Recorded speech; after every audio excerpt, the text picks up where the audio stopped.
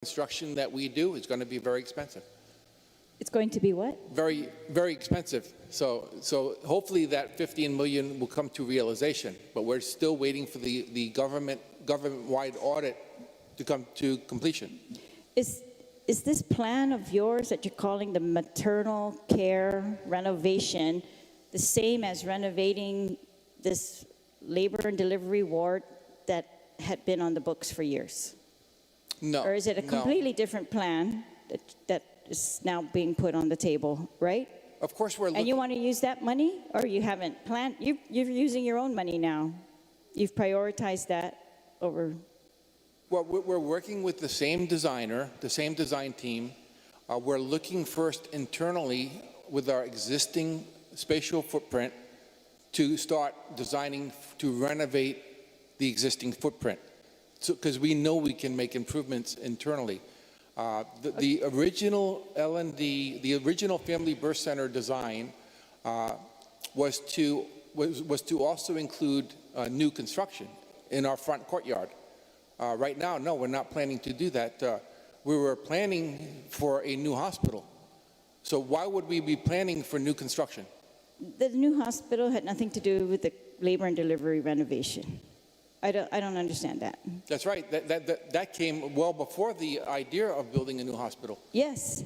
But when the governor came into her administration, that was the vision, to build a new hospital. And not because do the labor and we all thoroughly believe that a new hospital is needed. Of course. And we were trying to build it faster than we could renovate the labor and delivery, but that didn't happen either. But now you're telling me you're going to renovate the labor and delivery. Starting with the nursery. And that was just, the design has begun starting in August this year. That's what? The design assessment and concept for the nursery, yes. Yeah, like you're just beginning to talk about that right now. Right? So we're going to pay again another design because we paid for the design, remember? Mm-hmm. Money was appropriated for the design of that whole thing. All right. I guess that's why I'm saying, that it's frustrating because we focus on roof repair, elevator, the new EHR system, and the HVAC repairs, to name a few. But every year when we come in, you give us this story, this is going to get done, this is our plan for this, but now those aren't even done. And we're in other projects that may be critical, but our other critical projects were not done. And the roof repair has already been completed for some of the wings, so that has begun. The majority of the roof has been... Are you saying before the typhoon or after the typhoon? Before the typhoon? Yeah, before the typhoon. It was completed. That's not why the hospital flooded. The hospital flooded into our main lobby from the Z-wing, which is scheduled for demolition, and because the drains were covered by solar panels. And so when the water had nowhere to go, it started seeping through seismic joints into the main lobby, down past the kitchen, the dietary, and we had to wipe it, we had to wash it out. Even Dr. Prinz was helping us push it into the courtyard. Yeah, but that's not all that we saw during the typhoon, right? I mean, there was water literally coming out That's right, because the roof upgrade is one aspect, but it's the roof and envelope that needed to be replaced. We haven't correct. done the envelope. That's the first so thing the Army as Corps a result said. of Typhoon Mawa, we have an opportunity in working with FEMA to also take care of the envelope, which is sealing our windows, putting in new typhoon shutters, even possible wall mitigations in our courtyards. All of that is in our damage inventory for Typhoon Mawa. All right, and then so you testified today that the cooler is cooling the hospital and that you put in some air conditioners, temporary. But I still have received letters even today regarding how hot it is. This is from doctors, this is from different people saying how hot it is, even in where the babies are being delivered, labor and ER, and that the mold is still existing. What is the mold solution? So we did sign a purchase order today for a industrial hygienist, one of the companies, a local company, to do a mold assessment and mold remediation project, which should be completed in the next, I believe, 2 to 3 weeks. They're going to be assessing for mold both GMH and the skilled nursing facility. And so that also is a part of the Typhoon Mawar recovery package. And so we'll see what the results of that hospital-wide and skilled nursing facility-wide mold assessment will reveal. Why did it take so long to get that mold contract even put on the table? I mean, we had to go through the procurement process. Actually, we were able to avoid. We were able to avoid an RFP process. It was actually an RFQ process, request for quotation. We were able to get we're lucky that we got the local contractor that actually came in below 25,000. So and then we went through a process where we had to cure their quotations because they were missing, there was questions that we had to get answered so that we could know what their costs were. So we finally succeeded this week. If I may, just one moment. Dr. Lee? So, yes. So my concern is this time space that we have. We're just now going to procure a mold expert. What happens to those families? And we're all connected here, y'all. You have families everywhere, so you know that you probably have a family member in the hospital. This mold can cause lots of illnesses. I wouldn't want my mother, just like Isabel was saying, I would not want my mother or father in the hospital knowing that I'm even scared to even breathe. And I know that when I'm walking into the hospital, that's when I start coughing and I feel sicker being in the hospital than I do on the outside. How are we going to correct this where there is a space and time when we should have worked on this weeks and weeks ago, right after Mawar? That should have been the first thing that we should have had administration do, is look at what is going to protect the patients and the workers and the families in our hospital. Thank you. Thank you. Was that considered, like hiring somebody to protect against mold even before they assess the mold? Is that possible? Was that ever considered? Because I agree. I mean, this sounds like a DOE situation all over again, where we were in emergency. We authorized all kinds of money for this emergency, $50 million for this, for mold. And it took months to even begin to assess for mold, let alone solve for mold. And all right. Is there anything else on the table for mold? I just think that we needed to do it. We also had to do it, in the framework of working with FEMA. So, I mean, we couldn't just, we want reimbursement also for that. So we just had to go through the process. And so we'll see what the results reveal. I suggest we wait till we let the experts tell us what the results are before we make any judgments. We need to see what they sample for and what the results are. All right. So this is the same issue that we had with DOE. They didn't want to cure the mold or prevent the teachers from inhaling the mold until they were sure that they were going to get FEMA reimbursement. And I just can't see why that's logical for your hospital when you've got patients and it doesn't matter whether we get FEMA reimbursement or not. And I agree you should do the process that will get us reimbursement. But I don't know, to wait this long and blame it on FEMA it just seems unreasonable to me. I'm going to, let's hear from my colleagues while I recollect my thoughts. Senator Brown. Maybe, Speaker, you're a little more patient than I am. I have to scroll here because I'm so irritated.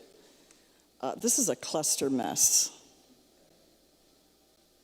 Now, I appreciate those of you on the staff coming forth to relay your realities there, but, Ms. Flores, you probably have a more direct line to the administration than some of us up here do. There's nothing to justify the inability to get basic sanitation rights at the hospital. There is just nothing in my mind that can make that function to process. You have your own procurement capability. You get your paychecks every 2 weeks, I assume, Ms. Posadas? All you administrators all get paid? but the most fundamental basic sanitation that's needed at the hospital is not being addressed. We can talk about a new hospital.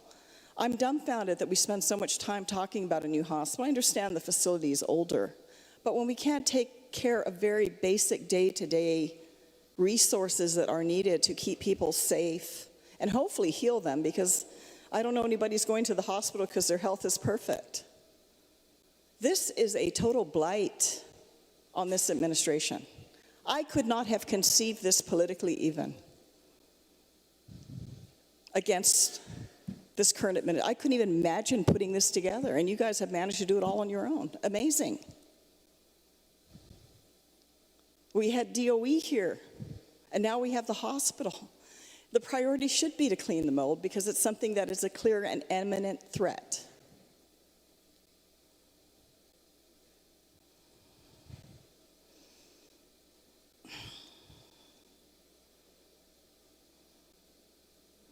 You can go ahead and say, well, you've been here. Well, I've been here a while. I've been here longer than anybody else sitting here. But I don't take responsibility for the management of the hospital because I don't manage the hospital. The administration manages the hospital. Hospital administration, the board, manages the hospital. So I'm not going to sit here and take the hits for any of you. This administration ran on health care. And here we are, we're worse off than probably we've ever been in quite a while. I give you credit. I hope you're ready for the ramifications if you haven't experienced them already, because, well, we don't talk about these things. That's basic. I mean, yeah, I'd love to have a new building, but a new building that's going to be built in, what, 5 or 10 years?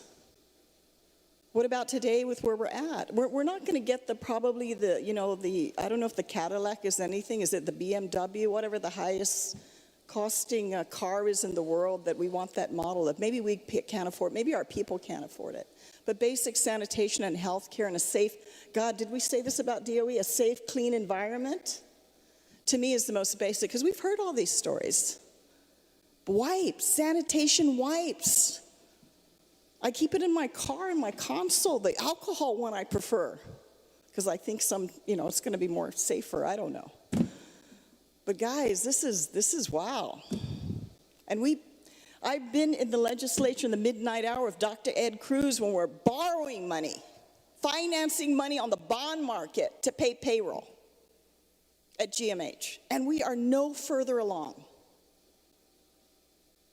If current administration cannot take care, Lillian, you're a nurse, you know that. What are we waiting for? How much money does the governor still have sitting of ARP money that could be released to address these urgent needs while we're waiting to build a new hospital? Money that's going to expire next year in 2024, what are we? 2.5 months away from 2024? And all we talk about, we want a new hospital, and then we want everything attached to the hospital. That's our priority when we can't get basic sanitation wipes. We can't address mold. Baking soda and vinegar can wipe mold. Oh my goodness, maybe now I'm going to have high blood pressure problems. This is inexcusable. You don't need us to tell you that. We're legislators. We set policy. We don't run operations. And I will not take responsibility for running operations unless I'm sitting on that side of the table. And I've sat at that side of the table. I know what it is to run a major operation. This is inexcusable. I don't know how you guys go to work every day and see this stuff and do nothing about it. No wonder. You think people are not wanting to work at GMH or leave GMH just because of salary? It's the working conditions, it's the politics up there that limits the ability of GMH to function. Not just the money. Money's never ending. I mean, my goodness, how many payrolls at the front office have had to pull their hair out to make sure they make payroll at GMH? All this stuff that you have to wear, that's your burden. But making sure that at least if these basic things are not being taken care of, how do we take care of anything else? Are people any safer? No. Are they going to get any better health care today? No. And time is running out. 3.5 years left. And we're no better than when we were walking around the hospital, if not worse. So I don't even know where to begin here or end at this point. Because the reality of this information that's being testified today, and I have no reason to question, because I give you credit, a lot of department and agency personnel, they just bide their time and pray and wait for the next administration to come in. Because they fear that they're going to get retribution, or they're going to get hassled, or they're going to get their jobs taken away from them for speaking up. This really... May I, Senator? Yes, by all means, enlighten us and the people of Guam. Well, the because, wipe wow, this is, situation, if I wow. may clarify and if I may correct you, the wipe situation was because it was clogging up our plumbing system at the hospital. It was causing a lot of problems. And we did not tell the staff to use paper towel. That was never at all my communication. Did they we have did an not. alternate? Did they have an alternate to use? I'm sorry. Cotton ball. I used to work as a nurse, and I would clean babies' bottoms with cotton ball, or hold the baby under the sink to clean that baby. You don't want to use alcohol wipes on a baby's butt because their skin is very sensitive. So yeah, but there are also washcloths that you can use to wipe, but on toilet paper, but not paper towel. Paper towel is too rough. And so you don't use paper towel. I never use paper towel to wipe a patient's or a person's butt. But that was what the issue was with the wipes. And yes, we procured the wipes. Do you bought have the wipes now? Do you have Of them in course we stock have now? wipes now. Yes, and then ma'am. what was the justification for the period of time it wasn't available? I'm sure your professional staff will know what they can I'm sorry if I and may. cannot use. Do you want to say Yes, something? if I may. So we don't have toilets in the ICU. We throw them in the trash cans. And I do, Miss Lil, if you do remember I was outside one of the patients' rooms, and you guys had been rounding, and I said, you asked how we were doing, and I said, good. We don't have wipes, and you said, what about using toilet paper? And I said, well, that's not really durable enough. Okay, not paper towel, but that's what we have. I mean, paper towel is a little more durable than toilet tissue. You can't really clean anybody with toilet paper because it will kind of disintegrate on their body. It's just not. Neither here nor there. It's just the point, I'm not a physician. I'm not a medical expert. But, it's like the school system. I mean, you want to make sure that from ground central and you work your way from there. Everything closest to patient care, I would assume, is the priority. And the further away you get from that, then that's not as important. So if the crisis right now is dealing with the patient care in terms of having the resources, I asked you, Ms. Posadas, when we were having the budget hearing about what are you doing now if your vendors aren't getting paid, and you said you're working with other vendors. But, most vendors, they're in the business because they're in a business. They take the money, you pay them, and they buy more supplies. They want to sell more supplies. I'm sure they have overhead. I'm sure they have personnel they got to pay. And being strung along after a while, I'm sure there's a number of them to just say, you know what, no. Even though, yes, we know it's for life-saving health care needs, you can't who can? Unless they're like multi-billionaires and they're just doing this to entertain themselves. They can't sustain over a period of time. And I'm saying this, guys, because when we're on the other side of the hall and our colleagues are spending money and the administration from BBMR and DOA are coming down here bragging about the incredible amount of money our government's being infused with every month. We're bragging about the most recent, $56 million. Senator, what are your thoughts on that? And this is the state of where we are at an area that everyone would say next to public safety, education. Number 3 priority, which never changes, is health care.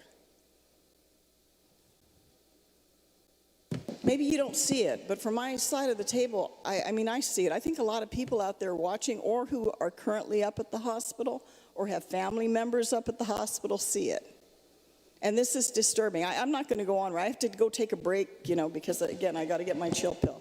Senator Brown, may I just make a point of clarification regarding the mold? The mold that we're looking for is hidden. It's possibly behind drywalls or not. It's possibly in the ducting system or not. You're not going to take baking soda and water to inside these systems. We're removing mold on ceiling tiles. We do it every day. We remove it on the walls, but that's not what we're looking for. We want to know the magnitude of the situation, and that's why we had to hire specialists. I understand, but how quickly are you moving to do this? I don't think the mold just appeared yesterday. I'm sure it's been there for a while. It's just feeling a sense of urgency and priority. Sometimes we know everything can't get done right away, but if I feel that they're on it, okay, we can manage. But if you just feel like maybe we'll get around to it, and I'm sure your air conditioning system isn't improving the situation, it's probably multiplying it more. And I'm no mold expert either. I'm just saying there's a disconnect here because, I mean, I don't feel your people need to come here to tell us the issues of concern they have with you. You're the administrators. You should be communicating and working with your people and addressing their key concerns because we can't do it. We're not the arms and legs of the administration. We don't have the authority to do it. We set policy. We don't manage and operate. You wanted to add something? If I can, I'm reading from NIH, Moisture and Mold Remediation Plan. There's a Standard Operating Procedures 2023. The very first thing it tells you is you cannot use those blowers that we're using right now, like in ICU, those HEMA fans. You're stirring the mold and you're stirring the spores up.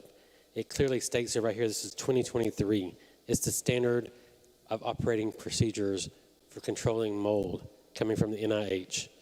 Thank you.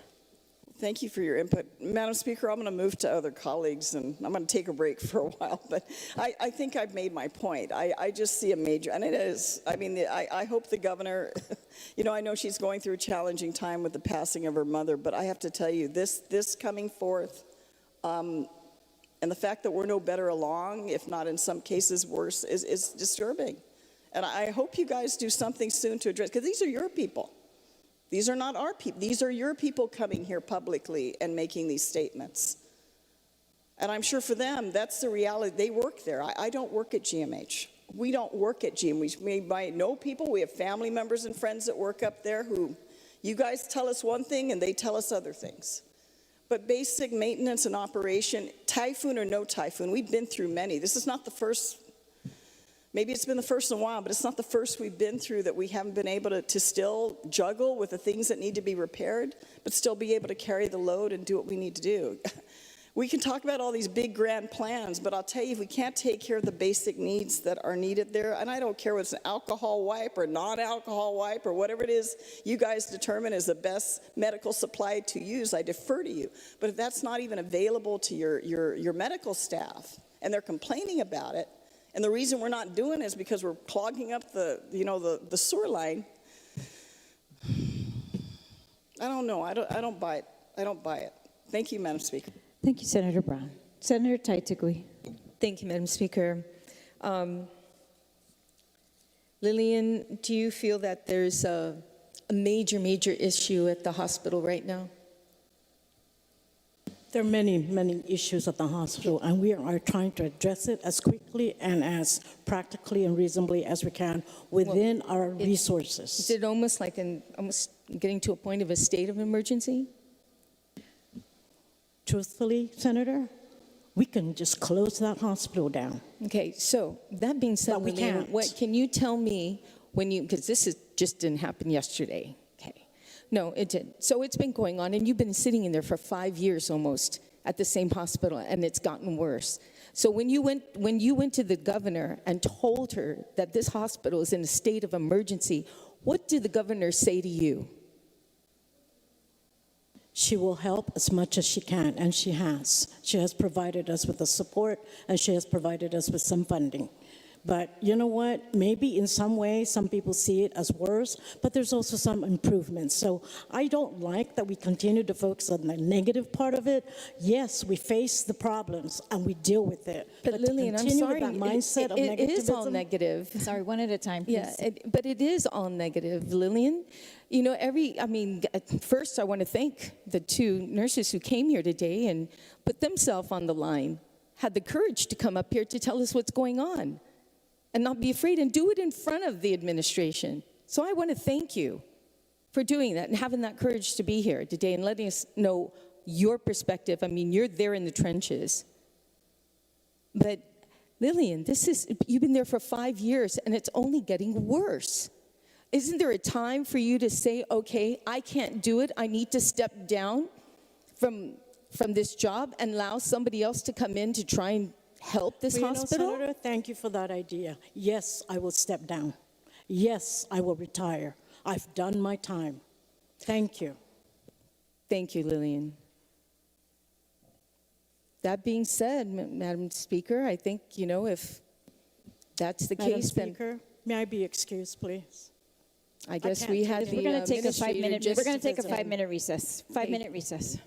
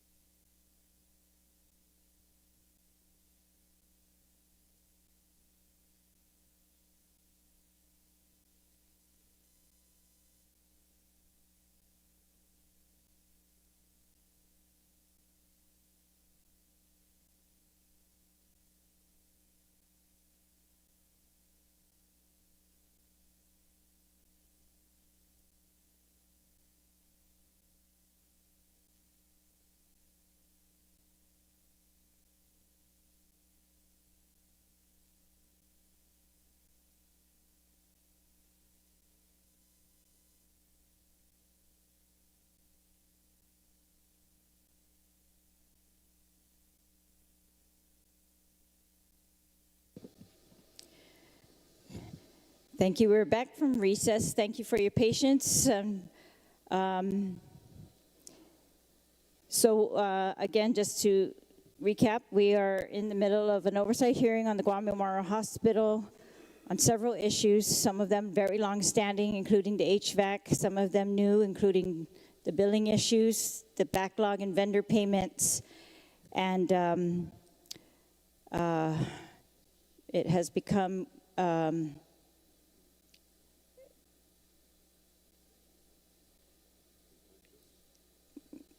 yes, it's been hard because there aren't any very real solutions for some of these problems that are on the table at this point.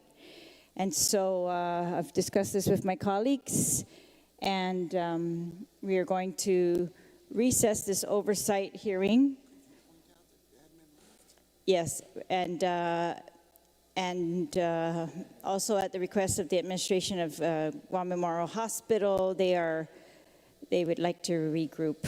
So I want to thank all of you who have come today to testify. I want to thank the Guam Memorial Hospital for all their work, everyone. And in fact, we did see some good things. In fact, the billing has improved, so we've got much more billings than what was reported to us in July. But we still do have some very serious issues. So again, thank you all, and thanks to the Guam Memorial Hospital, all of those people who are working there under some very serious conditions and very trying times. And thank you from all of us, from all of my colleagues. Thank you for your work, your continued work, all of our continued care, your continued care for the people of Guam. And that's, I know, why we're all here, all of us, everyone working at GMH, and all of you have come to testify. So Situs Masi. And thank you to the public who have sent in to me testimony and concerns that they wanted me to raise at this hearing. And so we're going to adjourn this hearing for now, and we will reconsider what we're going to do going forward. Situs Masi. It's right now, we're going to adjourn, 4:30 p.m. Thank you. This is adjourned.